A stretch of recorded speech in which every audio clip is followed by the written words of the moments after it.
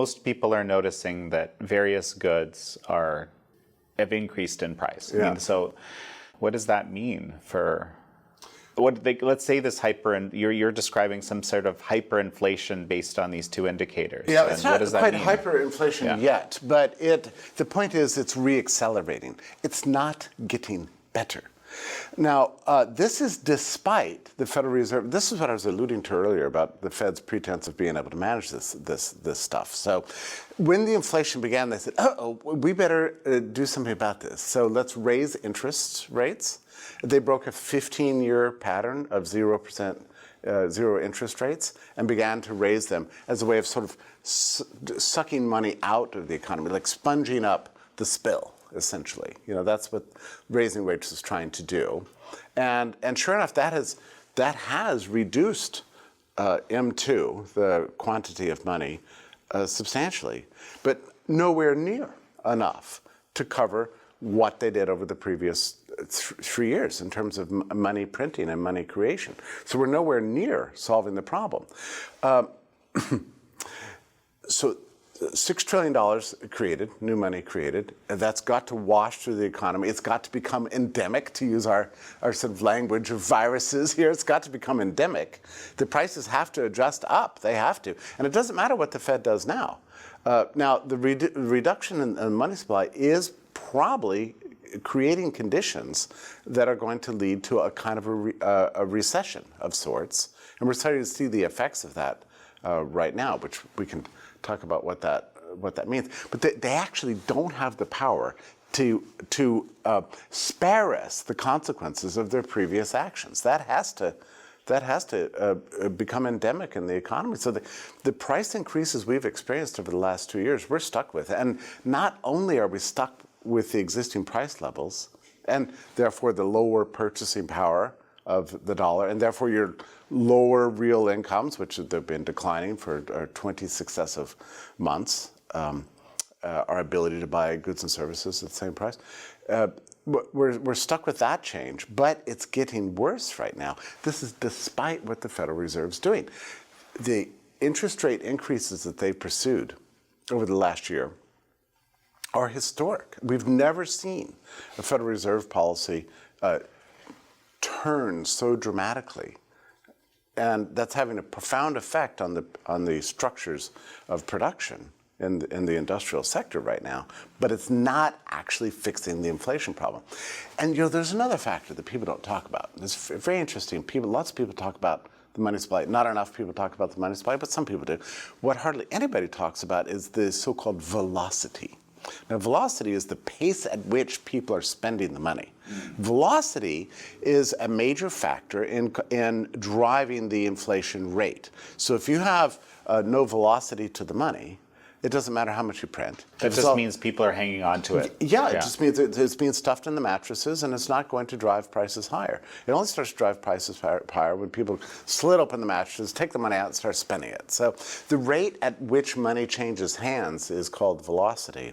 So much lower velocity levels with higher money creation will not have as big an impact on prices. But if you have a money supply that's being reduced, as you have right now, at the same time velocity is going up, you're going to have inflation. You see what's happening? So it doesn't matter that the Fed is pulling money out of the economy through higher interest rates and a better fixing up the balance sheet of the Federal Reserve and all the things they're doing to fix what they did over the previous 3 years, because the velocity of spending is going up. So if you look at the velocity charts, they fell off a cliff with the pandemic, as typically happens in a crisis. People get scared and they hold on to the money. But as we've come out of the pandemic lockdowns and people are starting to relax, they're starting to spend more. And then, of course, you have to spend more because the money is worth less, which speaks to another issue. You can't trust the retail sales data, by the way. It's never adjusted for inflation, which is preposterous, but another subject. But now you see the velocity rising, and that's making moot the efforts of the Federal Reserve to reduce the money supply in terms of its effect on inflation. So now you have velocity of money driving inflation forward. Now, what can the Fed do about velocity? Nothing. They can't do anything about it because that's a reflection of human volition. That's the things we choose to do.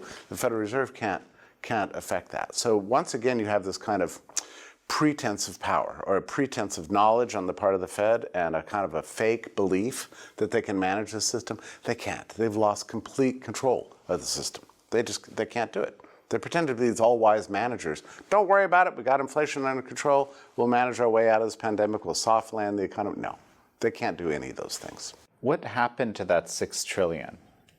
Yeah. Well, yeah, right. Well, a lot of it went to all the programs that they spent the money on. You know, which Congress was authorizing new spending, trillions there, trillion here, PPP and loans for this, and direct stimulus payments to businesses and to individuals. And the spending by Congress is just completely, I mean, we've said this for generations, out of control, but we didn't know what out of control really was until the last couple of years. It's just been beyond belief. So it's debt. The new money is financing the debt, and the debt is created by virtue of the government's government spending. So it's all waste, and it's not helping us recover. If anything, it's doing the opposite. And it's ruining our standards what do you of mean living. by that exactly? Because there were, I mean, they stopped the economy. I mean, they slowed it dramatically, right? So the idea was this is supposed to be a stopgap for that, right? People really do need to test the reality they're experiencing against the common sense. When you shut down an entire economy, that's usually a bad idea. And it's not usually associated with being more prosperous than you've ever been. But that's actually what happened, right? We saw real incomes soaring during the lockdowns. And so savings rates went through the roof. And people didn't even have to go to work. I mean, what a wonderful world. We're getting more prosperous, and I don't even have to go to work. And the government's dropping thousands of dollars into my bank account, and I'm able to save things, pay off my student loans, pay off my debts. And this is a wonderful world. Well, it was all too good to be true, of course. And so everything has reversed in the meantime. So savings rates went higher than 30%, you know, at the height of the lockdowns. And now they're down to historic lows. I don't even think we're approaching 2% in personal savings rates right now. It's just a disaster. Meanwhile, credit card debt is going way up. So you see what's happening, right? So you've got people depleting their savings, spending more for less because the inflation rate is going up.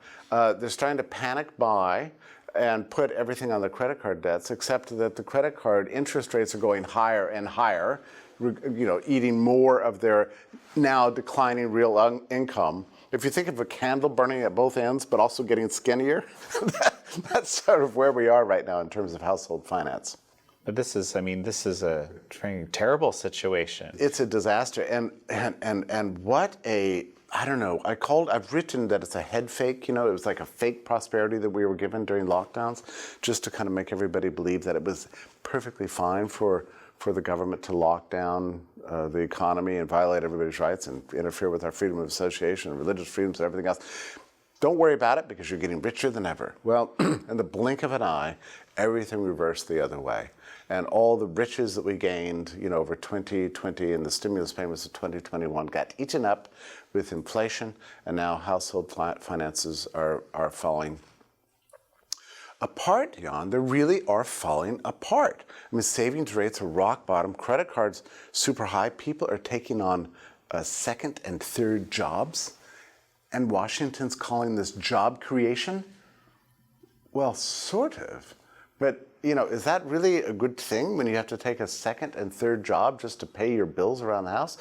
And the labor supply problems are approaching catastrophic levels. I mean, we have historically low worker to population ratios right now.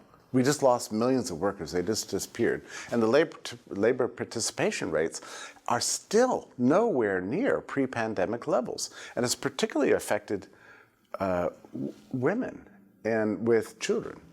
in the job marketplace who have just simply not gone back to work.